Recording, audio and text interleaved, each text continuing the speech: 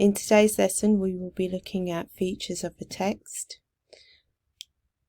The lesson refers to the reading paper assessment criteria, understand the relationship between textual features and devices and how they can be used to shape meaning for different audiences and purposes, and understand the organizational features and use them to locate relevant information in a range of straightforward and complex sources.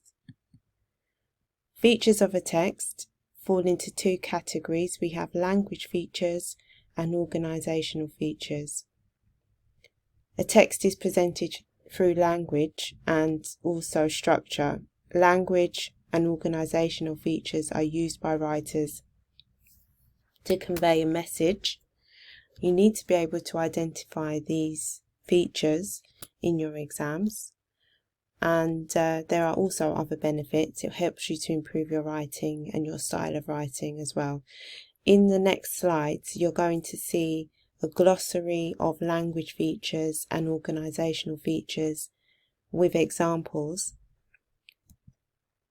I'm not going to list all of these and explain all of these to you, but the idea is that you read through the PowerPoint and make notes of these language features because you'll have to identify them in a text. Now, you'll only be expected to identify two in your exam, and you'll see an example of a past exam style question at the end of the PowerPoint with an annotated text. Alliteration is a language feature, and it's the repetition of words that are close together in a sentence that start with the same letter sound. This creates a rhythmic effect and is easy to remember. So filthy factory farms, we can see we have the F sound at the beginning of the sentence. This is a popular device that's used in all types of texts, including advertising. Commands are sentences, also known as imperatives. They tell us to do something.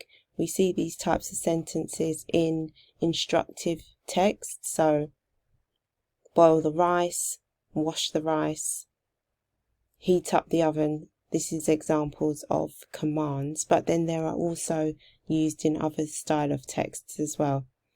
Now, I'm not going to go through all of these devices. The idea is that you read them, make notes, and keep your own glossary.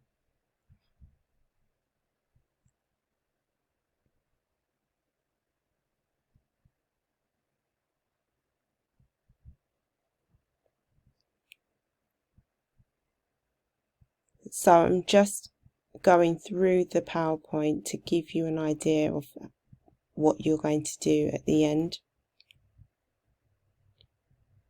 These are organizational features. This is different to language features. This is the layout of a text.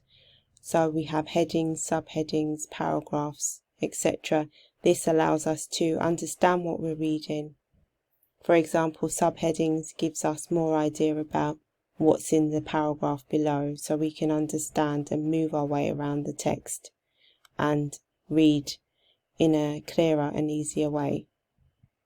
This is an example of a past paper question, question 10, which focuses on language features. Now, it's not organizational features, it's language features. So you need to be very careful when you read the question, because if you were to give examples of organizational features, you wouldn't get any marks. Language features. So, identify two language features in text C used to persuade the audience to consider a career in IT. You're going to complete this past paper for this lesson. I'm just pointing out this question. So it's worth 4 marks. So you have to find two language features, and then, for example, if you saw a rhetorical question, you would write rhetorical question and then quote the rhetorical question that you've seen in the text. And then we have another style of question.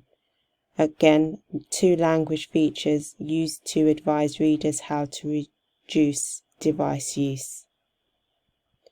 This is an example of an annotated past exam text. In your exam, you'll read 3 different types of texts, and they will tell you what type of text it is. This is an article. So we can see it starts with a rhetorical question, but it also has alliteration in it. So time to dial down digital use.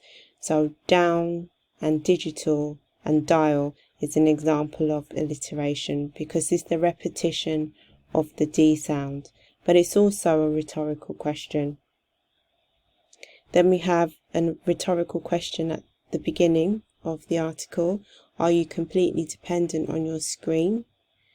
We have modal verbs, might. We have numbers and figures. We have first person.